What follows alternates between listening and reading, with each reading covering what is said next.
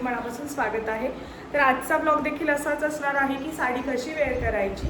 ही आहे कॉटनची साडी आणि खूप सुंदर अशी साडी आहे। तर मी मस्त प्रकारे तुम्हाला ही नेसून दाखवलेली आहे। माझ्या बऱ्याचशा मैत्रिणींना साडी परफेक्ट कशी नेसायची माहिती नाही, माहिती जरी असेल तरी प्रॉपर काही ट्रिक्स अँड ट्रिक माहिती नाही आहेत। इथला काट परफेक्ट कसा असतो ते माहिती नाही आहे। मागच्या व्हिडिओमध्ये मी दाखवला होता, पण बऱ्याचशा जणींना समजलं नाही, तो थोडासा फॉरवर्ड झाला माझ्याकडनं। व्हिडिओ थोडा फास्ट केला होता मी। सो आजच्या ब्लॉगमध्ये मी तुम्हाला डिटेलमध्ये दाखवलेलं आहे की कमरेवरचा इथला काट कसा काढायचा। आणि हा सिंगल पल्लू मी घेतलेला आहे। सो याचं मी जास्त काही दाखवलेलं नाही, कारण सिंगल पल्लू एकदम व्यवस्थित घेता येतो। फक्त इथे कसा कॅरी करायचा हे मी तुम्हाला दाखवलेलं आहे।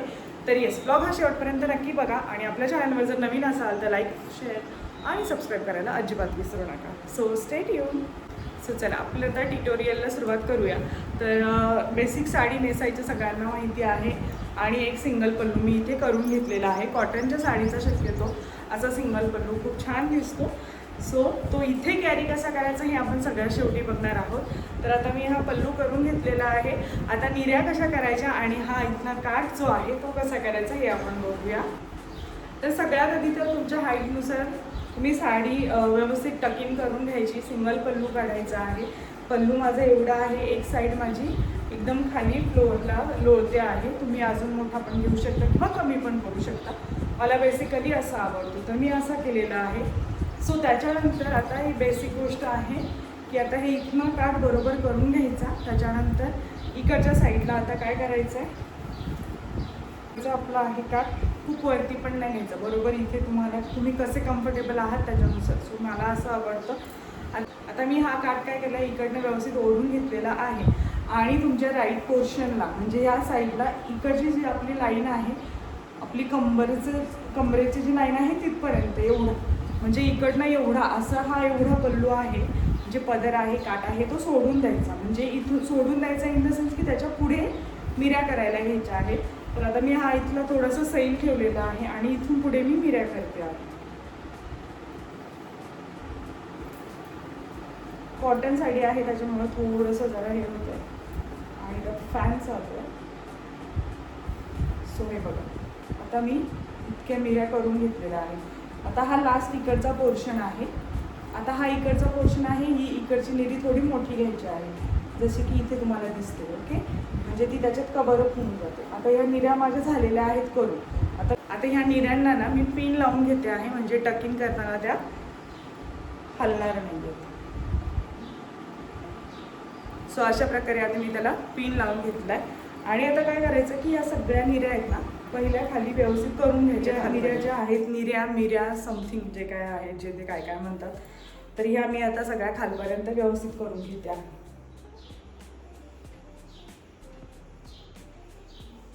ओके, तर या खालपर्यंत थोड्याशा अशा प्रेस करून घ्यायच्या। ओके, आता हा जो इकडचा सोडलेला पोर्शन आहे तो तसाच ठेवायचा आहे आणि फक्त एवढ्या निरीमध्ये फक्त एवढंच आपलं हे असंच राहणार आहे। सी, नंतर आपलं हे जे आहे ते असंच राहणार आहे। फक्त पहिल्या निऱ्या टकिंग करून घ्या तुम्ही आणि तुमच्या हाईटनुसार व्यवस्थित ॲडजस्ट करून घ्या आणि टकिंग करून घ्या। हे टकिंग करून झालेलं आहे आणि माझा हा जो पल्लू आहे, हा जो पोर्शन आहे तो तसाच सैल आहे अजून। ओके, मी अजून त्याला काहीही केलेलं नाही आहे। आता काय करायचं की ह्या साईडनी म्हणजे आपल्या या राईट साईडनी इथं एक्स्ट्रा पोर्शन असतो, त्याच्यामधनं आतमध्ये हात घालायचा। हा हात घातल्यानंतर हा इकडे आल्यानंतर इकडे थोडंसं ही मिऱ्या जिथे खोचतो तिथे स्पेस असते, मग त्याच्यामध्ये आपला हा हात असा ओपन बाहेर येऊ शकतो। असं इथे मी जो हात घातलेला आहे, ठेवलेला आहे, तर इकडचा पोटावरचा काठ ॲडजस्ट करायचा तुम्हाला किती व्यवस्थित आपला करून घ्यायचा, गोळा वगैरे जो झालेला असतो तो। आणि आता बघा, हा काठ मी ह्या इकडच्या हाताने असा व्यवस्थित ओढून घेते आहे। इकडे घेतल्यानंतर त्याला थोडंसं ट्विस्ट करायचं आणि आपल्या साडी जशी खोचतो तशी खोचून द्यायचा आणि राहिलेला आपण जो ओपन केलेला पोर्शन होता तो पण अशा पद्धतीने खोचून टाकायचा। And this is, look at this, एकदम परफेक्ट। काहीच कुठेच पिन लावायची गरज पडत नाही, खूप व्यवस्थित आणि टाईट बसतो। हे बघ सगळा एकदम लुक ॲट दिस. ओके, समजलं का आता तरी? ओके, होप सो समजलेलं असेल. तर हे बघा, आणि त्याच्यानंतर काय करायचं आता, हे तुम्ही हा पोर्शन तुम्ही घेतला खेचून, आता एकदम परफेक्ट झालेला आहे इथे. त्याच्यानंतर मिऱ्या ज्या आहेत त्या फक्त इथे लावायच्या एक स्टायलिंगसाठी, पिन वगैरे, कारण की कसं खूप व्यवस्थित पोर्शन दिसतो तो.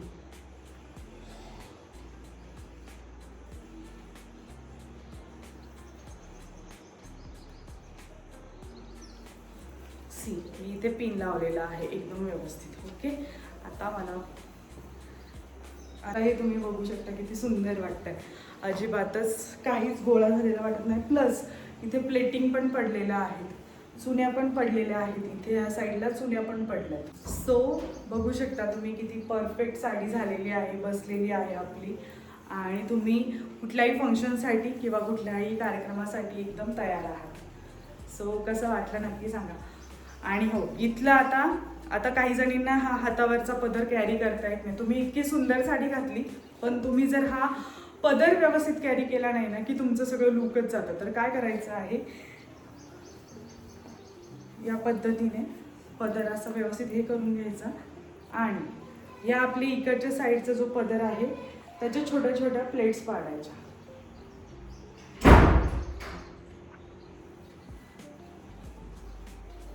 अशा प्लेट्स पाडल्या तर इथे बरोबर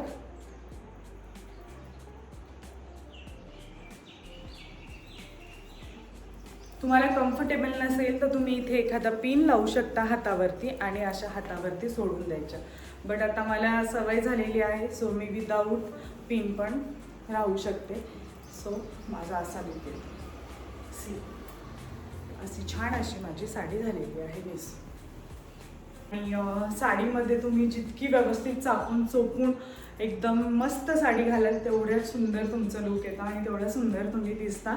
होपसो तुम्हाला हे साडी ट्युटोरियल नक्की आवडलं असेल. अजूनही जर समजलं नसेल किंवा अजूनही वेगवेगळ्या प्रकारे कशी साडी नेसायची हे तुम्हाला बघायचं असेल तर आपल्या चॅनलला नक्की लाईक करा, शेअर करा, सबस्क्राईब करा, आणि नवनवीन अपडेटसाठी नोटिफिकेशन बेल आयकनला प्रेस करा.